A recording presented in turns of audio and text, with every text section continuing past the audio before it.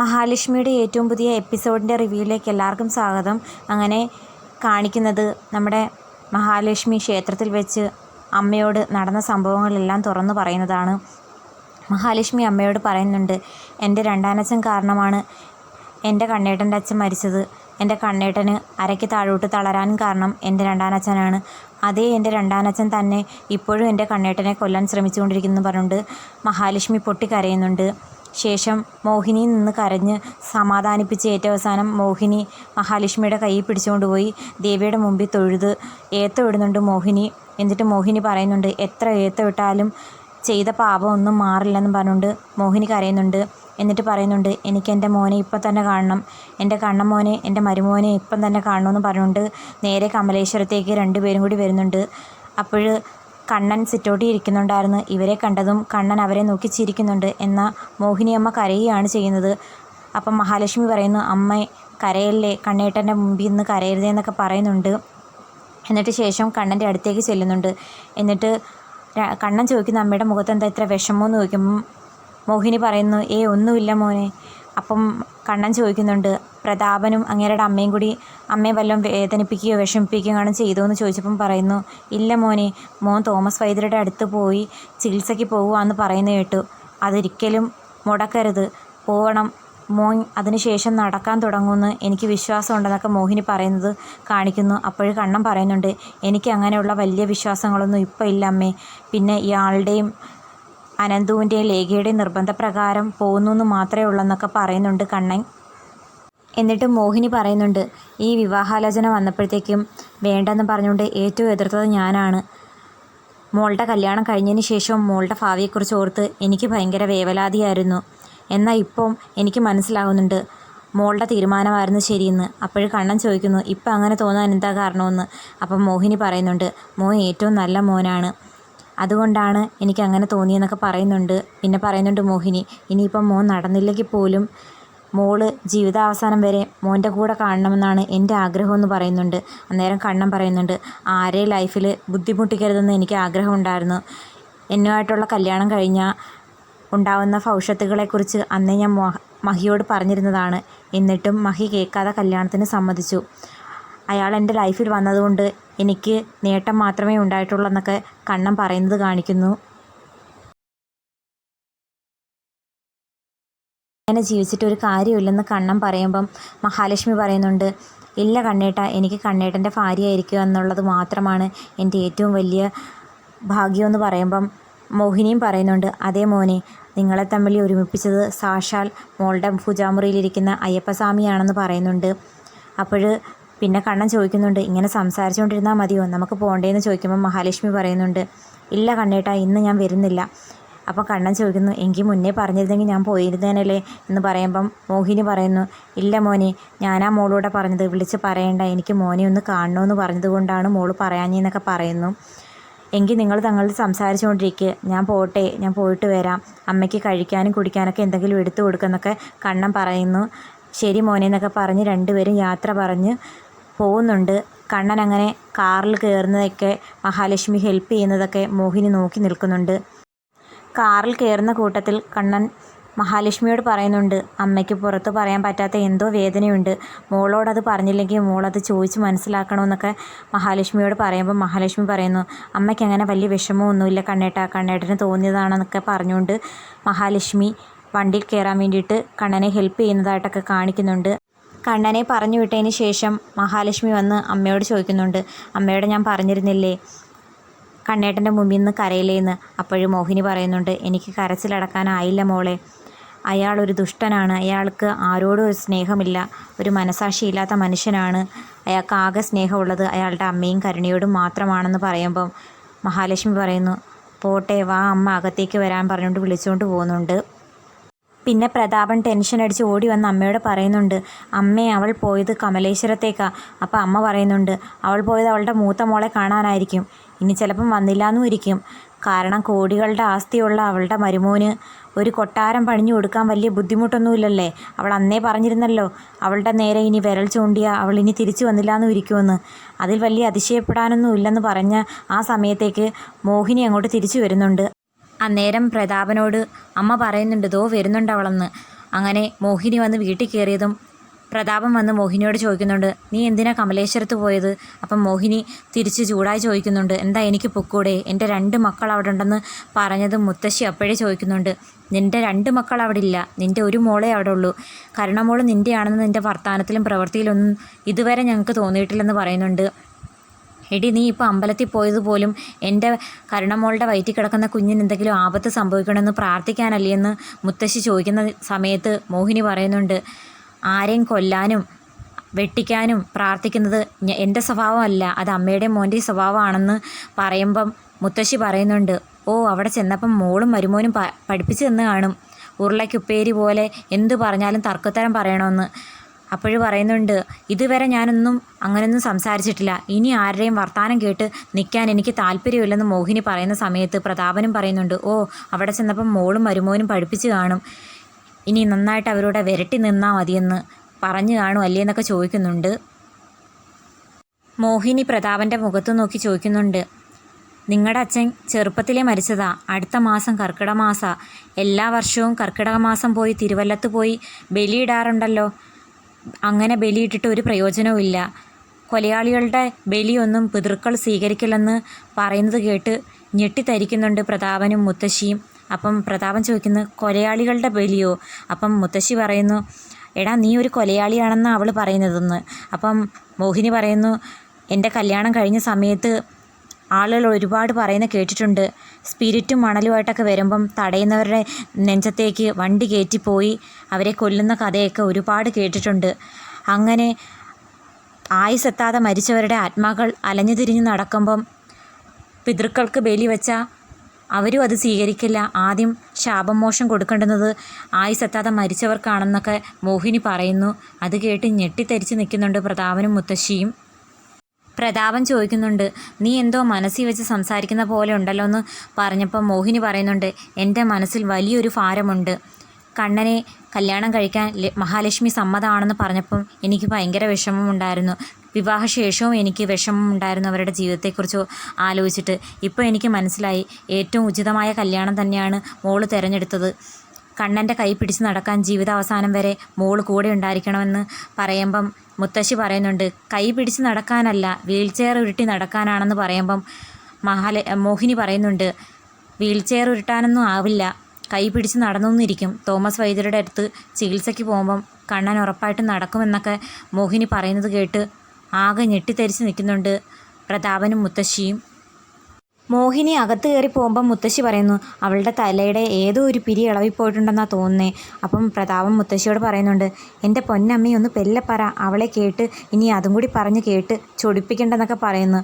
അപ്പം മുത്തശ്ശി ചോദിക്കുന്നു, നീ അവളെ ഭയന്ന് തുടങ്ങിയോ? അപ്പം പ്രതാപൻ പറയുന്നു, ഇനി അവളെയും ലക്ഷ്മിയൊക്കെ ഭയന്ന് ജീവിച്ചേ പറ്റൂ, പെല്ല പറയണം. അപ്പം മുത്തശ്ശി ചോദിക്കുന്നു, നീ എന്താടാ ഈ പറയുന്നേ? അത് അവളെയും ലക്ഷ്മിയും ഭയന്നേ പറ്റുമോ? ആ കണ്ണൻ എന്ന് പറയുന്നവൻ ഒരു വക്കീലാണ്, കോട്ടിട്ട് വന്നു കഴിഞ്ഞാൽ നമ്മൾ കോടതി കയറി ഇറങ്ങി നടന്നേ പറ്റൂ. കാരണം അന്ന് കണ്ണൻ്റെ കാറിലേക്ക് ലോറി പാഞ്ഞു കയറിയത് എൻ്റെ ലോറിയാണ്, കൂടാതെ മഹാലക്ഷ്മിയെ കാണാതായതും ഈ വീട്ടിൽ വെച്ചാണ്. അപ്പം മേഘനാഥനാണ് അപകടം പറ്റിയതെങ്കിലും എൻ്റെ ലോറി ആയതുകൊണ്ട് എനിക്ക് കേസ് വരും, കോടതി കയറി ഇറങ്ങി നടക്കുന്നത് എന്തിനാ അമ്മയെന്നൊക്കെ ചോദിക്കുന്നുണ്ട്. അപ്പം മുത്തശ്ശിക്ക് എന്ത് ചെയ്യണമെന്നറിയാൻ വയ്യാതെ ഞെട്ടി നിൽക്കുന്നുണ്ട്. അപ്പം മുത്തശ്ശി പറയുന്നു, ഇനി അവളുടെയൊക്കെ ഭരണം കേൾക്കണമെന്നാണോ പറയുന്നത്? കുറേയൊക്കെ കേട്ടേ പറ്റുമെന്ന് പ്രതാപൻ പറയുന്നുണ്ട്. പിന്നെ കാണിക്കുന്ന നമ്മുടെ മോഹിനി വിഷമത്തോടെ റൂമിൽ വന്നിരിക്കുന്നെങ്കിലും വീണ്ടും മോഹിനി ഫോൺ എടുത്ത് മഹാലക്ഷ്മിയെ വിളിക്കുന്നു. മഹാലക്ഷ്മി അന്നേരം പൈനാപ്പിൾ ജ്യൂസ് ഉണ്ടാക്കാൻ വേണ്ടിയിട്ട് മിക്സിയുടെ ജാറിലേക്ക് ഫ്രൂട്ട്സൊക്കെ കട്ട് ചെയ്തിട്ടേക്കുന്ന ആ സമയത്ത് മോഹിനി വിളിക്കുന്നു. അപ്പം ഫോൺ അറ്റൻഡ് ചെയ്യുന്ന മഹാലക്ഷ്മി ചോദിക്കുന്നുണ്ട്, എന്താ അമ്മേ? അപ്പം മോഹിനി പറയുന്നുണ്ട്, മോളെ ഞാൻ വീണ്ടും വിളിച്ചത് ആ പറഞ്ഞ കാര്യം ഒന്നുകൂടി ഓർമ്മിപ്പിക്കാനാ. എന്ത് വില കൊടുത്തും നമുക്ക് കണ്ണനെ എണീറ്റ് നടത്തിക്കണം. ഇവിടെ ഒരാൾ കാരണമാണ് കണ്ണൻ മോൻ്റെ അച്ഛൻ മരിക്കാൻ കാരണം, കണ്ണൻ മോൻ വീൽ ചെയറിലാകാനും കാരണം. അപ്പം എന്ത് വില കൊടുത്തും നമുക്ക് കണ്ണനെ നടത്തിക്കണം. നേരം ലക്ഷ്മി പറയുന്നുണ്ട്, അതെനിക്കറിയാമേ, അതുകൊണ്ടല്ലേ ഞാൻ കണ്ണേട്ടനെ തോമസ് വൈദ്യരുടെ അടുത്തേക്ക് കൊണ്ടുപോകാൻ നിൽക്കുന്നത്. എന്തായാലും കണ്ണേട്ടൻ നടക്കുമെന്ന് ഉറപ്പുണ്ടെന്നൊക്കെ മഹാലക്ഷ്മി പറയുന്ന സമയത്ത് മോഹിനി മഹാലക്ഷ്മിയോട് പറയുന്നുണ്ട്, അവിടെ ഉള്ളവരെയും സൂക്ഷിക്കണം, ഇവിടെ ഉള്ളവരെ പോലെ തന്നെ അവിടെ ഉള്ളവരും, കണ്ണനെ നന്നായിട്ട് സൂക്ഷിക്കണം, വേണമെങ്കിൽ കഴിക്കുന്ന ഭക്ഷണത്തിൽ വിഷം കലക്കാൻ പോലും മടിയില്ലാത്തവരായിരിക്കും എന്നൊക്കെ പറയുന്നുണ്ട് മോഹിനി. മോള് കണ്ണൻ്റെ കാര്യം നന്നായിട്ട് ശ്രദ്ധിക്കണം, അതിനോടൊപ്പം തന്നെ മോളുടെ കാര്യവും നന്നായിട്ട് ശ്രദ്ധിക്കണമെന്ന് പറയുമ്പം മഹാലക്ഷ്മി പറയുന്നുണ്ട് ശരി അമ്മേ. അപ്പം മോഹിനി പറയുന്നുണ്ട് ഇനി കണ്ണമ്മോൻ പറയുന്ന കണക്ക് ഇവരുടെ മുമ്പിൽ പച്ച പുച്ച മടക്കി ഇനി ഞാൻ ജീവിക്കില്ല. പറയാനുള്ളത് എന്താണെന്ന് വെച്ചാൽ മുഖത്ത് നോക്കി പറയും. വേണ്ടി വന്നാൽ ഇവിടുന്ന് ഇറങ്ങേണ്ടി വന്നാൽ ഇറങ്ങുകയും ചെയ്യുമെന്ന് പറയുന്നു. എന്നിട്ടും മോഹിനി പറയുന്നുണ്ട് ശരി മോളെ എന്ന് പറഞ്ഞ് ഫോൺ വെക്കുന്നു. പിന്നെ കാണിക്കുന്നത് മോഹിനിയെ നോക്കി നിൽക്കുന്ന പ്രതാപനെ കാണിക്കുന്നു. പ്രതാപൻ മോഹിനിയുടെ അടുത്ത് വന്ന് സംസാരിക്കുന്നു. പ്രതാപൻ മോഹിനിയോട് ചോദിക്കുന്നുണ്ട് അവിടെ ചെന്നപ്പം ലക്ഷ്മി നിന്നോട് വല്ലതും പറഞ്ഞോ? അപ്പം മോഹിനി ചോദിക്കുന്നുണ്ട് നിങ്ങൾക്കെന്താ ഒരു ഭയം? എനിക്കെന്ത് ഭയം, നീ ഓടിപ്പിടിച്ച് പോയോണ്ട് ഞാൻ ചോദിച്ചതാണെന്ന് പറയുമ്പം മോഹിനി പറയുന്നുണ്ട് അവിടെ പറഞ്ഞ കാര്യങ്ങളെല്ലാം ഇവിടെ വന്ന് വിളമ്പേണ്ട ആവശ്യം എനിക്കില്ലെന്ന് പറയുന്നുണ്ട്. അപ്പം പ്രതാപൻ പറയുന്നുണ്ട് ഞാനൊരു കാര്യം പറഞ്ഞേക്കാം, ലക്ഷ്മി മാത്രമല്ല നിൻ്റെ മോള്, കരുണയും നിൻ്റെ മോളാണെന്നുള്ള കാര്യം നീ മറക്കരുതെന്ന് പറയുമ്പം മോഹിനി പറയുന്നുണ്ട് അവൾ എൻ്റെ മോളാണെന്നുള്ള കാര്യം എനിക്ക് നല്ലതുപോലെ അറിയാമെന്ന് പറയുന്നുണ്ട്. പക്ഷേ നീ അതിനനുസരിച്ച് പെരുമാറുന്നില്ല, നീ അവളുടെ ജീവിതം തല്ലി തകർക്കുന്ന ഒരു പെരുമാറ്റവും ചെയ്യരുതെന്ന് പറയുമ്പോൾ മോഹിനി പറയുന്നുണ്ട് അവളുടെ ജീവിതം തല്ലി തകർക്കുന്ന ഞാനല്ല, ഇവിടെ ചിലരാണെന്ന് പറയുന്നു. ഞാനൊരു കാര്യം പറഞ്ഞേക്കാം, എൻ്റെ മോള് കരഞ്ഞു വിളിച്ച് ഇവിടെ വന്ന് നിന്ന് കഴിഞ്ഞാൽ പിന്നെ കോടതിയും ജയിലും ഒന്നും ഞാൻ പിന്നെ നോക്കില്ല, ഒന്നിനെയും വെച്ചേക്കില്ലെന്ന് പ്രതാപൻ പറയുന്നത് കാണിക്കുന്നുണ്ട്. പിന്നെ കാണിക്കുന്നത് നമ്മുടെ കരുണ സ്റ്റെപ്പ് ഇറങ്ങി വരുമ്പോഴത്തേക്കും ഡൈനിങ് ടേബിളിൽ നേരത്തെ മഹാലക്ഷ്മി അടിച്ചു വെച്ചിരുന്ന പൈനാപ്പിൾ ജ്യൂസ് ഇരിക്കുന്നത് കാണുന്നു. കരുണ ആ ജ്യൂസ് എടുത്ത് ഒരു ഗ്ലാസ്സിലേക്ക് പകർന്ന് കുടിക്കാൻ അങ്ങോട്ട് ഒരുങ്ങുമ്പോഴത്തേക്കും ദുർഗ അത് കണ്ടുകൊണ്ട് വരുന്നുണ്ട്. ദുർഗാമ്മ ചോദിക്കുന്നുണ്ട് മോളെ നീ എന്താ ഈ കുടിക്കുന്നത്, ഇത് പൈനാപ്പിൾ ജ്യൂസാ? അപ്പോഴത്തേക്കും കരുണ പറയുന്നുണ്ട് അയ്യോ അതെനിക്ക് അറിയത്തില്ലായിരുന്നു, ഇത് പൈനാപ്പിൾ ജ്യൂസ് ആണെന്നുള്ള കാര്യം എനിക്കറിയില്ലായിരുന്നു, ഇത് ആരാ ഇവിടെ അടിച്ചു വെച്ചതെന്ന് ചോദിക്കുമ്പം മഹാലക്ഷ്മി അത് കേൾക്കുന്നുണ്ട്. അപ്പം മഹാലക്ഷ്മി പറയുന്നുണ്ട് ഇത് ഞാനാ അടിച്ചു വെച്ചിരുന്നത്.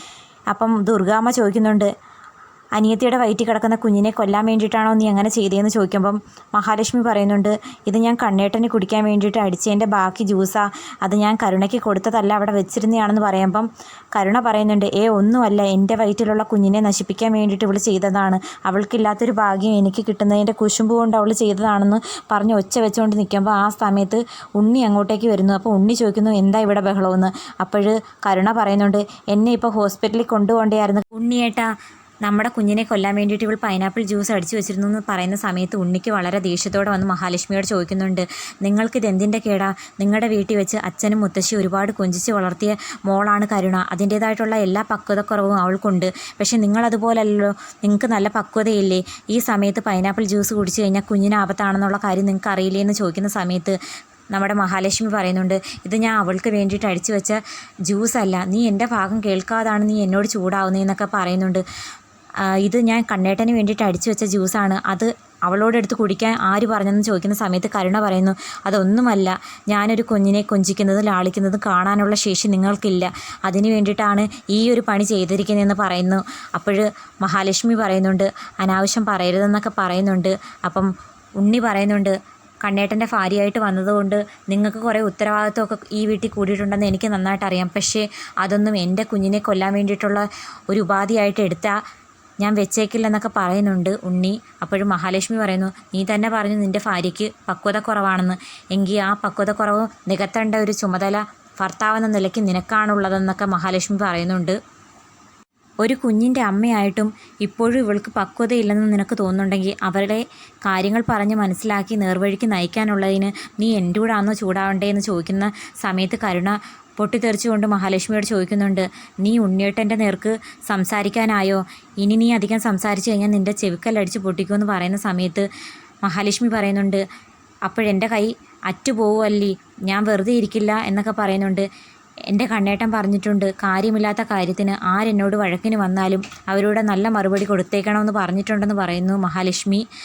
കൊച്ചിനെ കൊണ്ട് ജ്യൂസ് കുടിപ്പിക്കാൻ നോക്കിയിട്ട് ഇപ്പോൾ കൊച്ചമ്മയാവാൻ നോക്കുന്നുവെന്ന് ചോദിക്കുന്നുണ്ട് ദുർഗാമ്മ മഹാലക്ഷ്മിയോട്. അപ്പം മഹാലക്ഷ്മി പറയുന്നുണ്ട് ആരുടെ മുമ്പിൽ കൊച്ചമ്മയാവാനൊന്നും എനിക്ക് ആഗ്രഹമില്ല, പക്ഷെ ആരുടെ മുമ്പിലും ഇനി കൊച്ചാവരുതെന്നുള്ള തീരുമാനം എനിക്കുണ്ടെന്ന് പറയുന്ന സമയത്ത് ഉണ്ണി ചോദിക്കുന്നുണ്ട് ഈ ജ്യൂസും കാണോ ഇപ്പോൾ കുടിച്ചിരുന്നെങ്കിൽ എന്താവുമായിരുന്നു അവസ്ഥയെന്ന് ആലോചിച്ചിട്ടുണ്ടോ എന്ന് ചോദിക്കുമ്പം മഹാലക്ഷ്മി പറയുന്നുണ്ട് എനിക്കൊരബദ്ധം പറ്റിയതാണ്, ഇനി മേലിൽ ജ്യൂസ് ഉണ്ടാക്കുമ്പോൾ ബാക്കി വെക്കാതിരിക്കാൻ ശ്രദ്ധിക്കാം, സോറി എന്ന് പറഞ്ഞുകൊണ്ട് എല്ലാവരുടെയും മുമ്പിൽ കൈകൂപ്പിയിട്ട് മഹാലക്ഷ്മി അകത്തേക്ക് കയറി പോകുന്നു.